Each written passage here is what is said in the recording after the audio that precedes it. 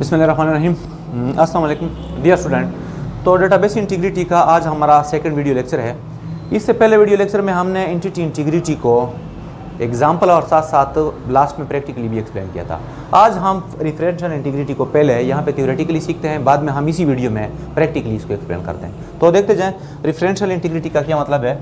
तो referential integrity ये already हम प्रीवियस वीडियो में एक्सप्लेन कर चुके हैं। रेफरेंशियल इंटीग्रिटी का मतलब है कि दी primary key value in a table A must match the foreign key value in table B or the foreign key value may be null। किस तरह, यहाँ पे मैं एक एग्जांपल लेता हूँ। सपोज यहाँ पे मैंने एक टेबल लिया, टेबल ए। यहाँ पे मैंने बना दिया रोल नंबर, नेम और यहाँ पे एड्रेस। ये एक टेबल बनाया मैंने और इसमें टेबल ए है, ये क्या हमारे पास टेबल ए, और इसमें ये जो फील्ड है इसको मैंने सेलेक्ट किया एज ए प्राइमरी की, एज ए प्राइमरी की। अब यहाँ पे मैं एक और टेबल बनाता हूँ। सपोज यहाँ पे एक और टेबल है, टेबल बी, जिसमें मैंने लिख लिया रोल नंबर, सब्जेक्ट और यहाँ पे मार्क्स। यह हमारे पास है टेबल बी, यह हमारे पास है बी टेबल। टेबल ए में हमने रोल नंबर को एज ए प्राइमरी की लिया है, जबकि इसको हमने रोल नंबर को एज ए प्राइमरी की नहीं लिया है। तो जब हम इसको नहीं लेते तो हम इसको नाम देते हैं फॉरेन की। क्या नाम देते हैं? फॉरेन की। अब ये जो दो टेबल है आपस में हम इस तरह रिलेशनशिप के ज़रिए इसको कनेक्ट करते हैं। इस रिलेशनशिप को हम बाद में नाम देते हैं वन टू मैनी रिलेशनशिप। ये बाद में हम डिटेल के साथ देखें। बहरहाल फ़िलहाल यहाँ पे हम प्राइमरी की और फॉरेन की को समझने की कोशिश करते हैं। अगर आपके पास एक टेबल है और इसमें आपने एक फील्ड लिया, कोई भी फील्ड, और इसको आपने सेलेक्ट किया एज ए प्राइमरी की।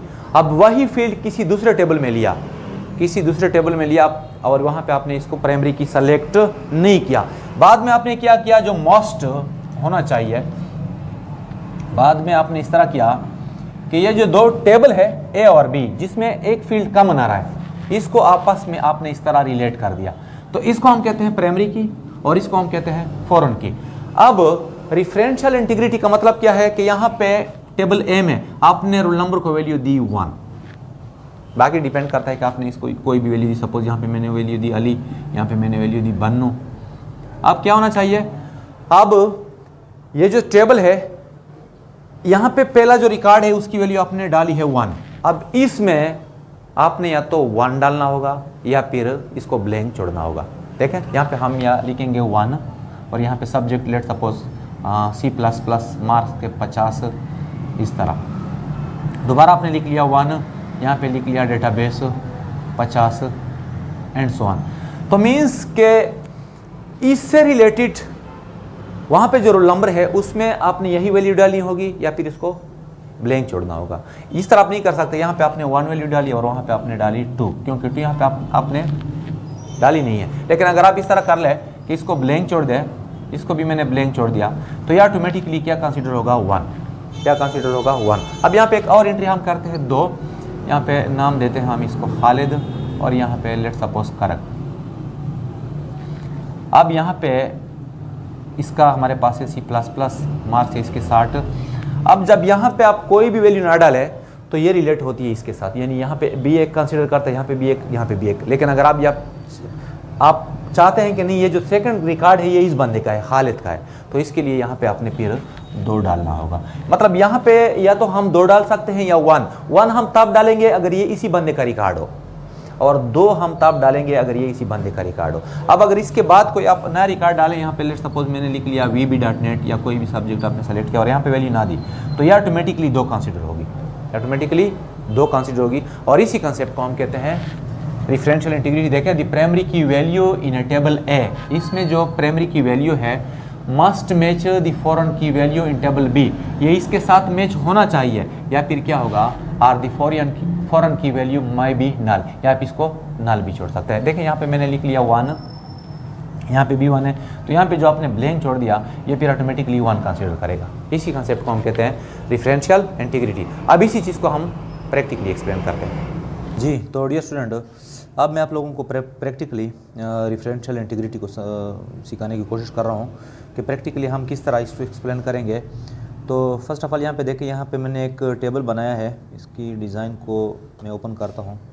तो एक टेबल में है हमारे पास रोल नंबर जो कि प्राइमरी की है, आप लोग यहाँ पे देख सकते हैं। दूसरा यहाँ पे फील्ड है नेम, तीसरा है एड्रेस। एक और टेबल मैंने यहाँ पे बनाया है सब्जेक्ट के नाम से, इसको भी मैं यहाँ पे आप लोगों के लिए ओपन करता हूँ। तो देखें, इसमें हमारे पास है रोल नंबर, सब्जेक्ट और मार्क्स। अब इन दो टेबल को मैं आपस में रिलेट करता हूँ, इसकी रिलेशनशिप बनाता हूँ। तो यहाँ पे देखें, डेटाबेस टूल्स, रिलेशनशिप। अब पहले स्टूडेंट टेबल को मैं ऐड करता हूँ, इसके बाद सब्जेक्ट टेबल को। अब यहाँ से देखें, ये एक हमारे पास टेबल है, इसमें रोल नंबर प्राइमरी की है। एक हमारे पास है सब्जेक्ट, इसमें रोल नंबर है लेकिन प्राइमरी की नहीं है। तो जब मैं इसको इस तरह इसके साथ रिलेट करता हूँ, इसका रिलेशनशिप बनाता हूँ इस तरह, तो यहाँ पे ये रोल नंबर जो है इसको हम कहते हैं फॉरेन की। यहाँ हमारे पास है प्राइमरी की, ये फॉरेन की। ये रिलेशन किस तरह बनता है इसके बारे में मैंने ऑलरेडी इसी यूट्यूब चैनल पे बहुत सारी वीडियो अपलोड की है, तो वहाँ पे आप लोग चेक कर सकते हैं। अब इसको मैं करता हूँ सेव। अब मेन पॉइंट पे आते हैं।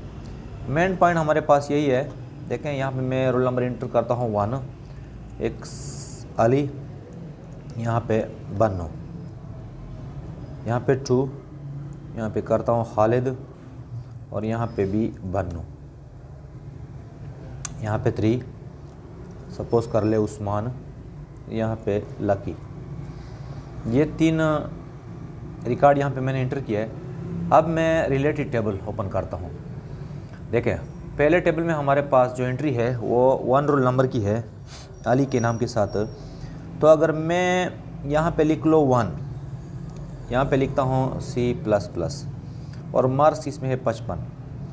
अब इसी 1 रोल नंबर के हमारे पास और भी बहुत सारे सब्जेक्ट हैं। सपोज़ यहाँ पे हमारे पास इसका एक है डेटाबेस, और डेटाबेस में इसके मार्क्स है 60।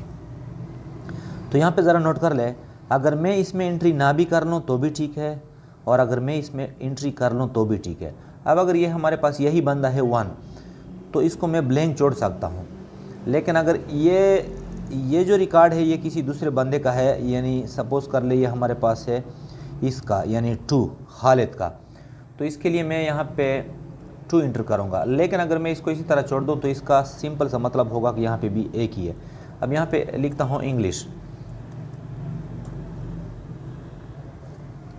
यहाँ पे मैं लिखता हूँ मैथ्स, इस तरह। तो पॉइंट ज़रा नोट कर ले कि यहाँ पे जो एट्रीब्यूट है इसमें मैंने वैल्यू नहीं दी। तो जब यहाँ पे मैंने स्टार्ट में वैल्यू दी तो ये ऑटोमेटिकली हमारे पास एक ही होगा, मतलब यहाँ पे भी अब एक कंसीडर होगा, यहाँ पे भी, यहाँ पे भी। अब मैं दूसरे बंदे की एंट्री यहाँ पे शुरू करता हूँ। दूसरा बंदा कौन है ज़रा देख लें। पहले टेबल में है 2 खालिद। अब उसका सिर्फ हमारे पास एक ही सब्जेक्ट है, तो यहाँ पे मैं लिखूँगा 2 और यहाँ पे मैथ्स। यानी नए स्टूडेंट के लिए आपने पहली एंट्री लाजमी करनी होगी। बाकी अगर आप इस स्टूडेंट के बहुत सारे सब्जेक्ट हो, सपोज़ यहाँ पे एक और सब्जेक्ट भी है इसका, तो अगर दूसरे सब्जेक्ट के लिए आप यहाँ पे 2 इंटर कर ले तो भी ठीक है, लेकिन अगर इसको ब्लैंक छोड़ दे तो भी ठीक है। अब यहाँ पे मैं सपोज़ एक और एंट्री करता हूँ 4, तो 4 के बाद यहाँ पे मैं नाम देता हूँ खान और इसको वैल्यू देता हूँ इतनी। तो ये वाली वैल्यू हमारे पास नहीं आएगी। क्यों? क्योंकि ये पहले टेबल में मौजूद नहीं है। तो इसी चीज़ को हम कहते हैं डिफरेंशियल इंटीग्रिटी, कि अगर किसी टेबल में आप प्राइमरी की में जो वैल्यू दे तो फ़ौरन की, या जो दूसरा टेबल है ये वाला, इसमें भी वही वैल्यू देंगे, या फिर इसको आप ब्लैंक छोड़ेंगे। लेकिन यहाँ पे 4, चूँकि 4 वहाँ पे है नहीं हमारे पास, तो ये हमारे पास यहाँ पे अलाउड नहीं है। ठीक है, अगर मैं आगे जाऊँ तो यहाँ ये मुझे आगे जाने से रोकता है ड्यू टू डिफरेंशियल इंटीग्रिटी।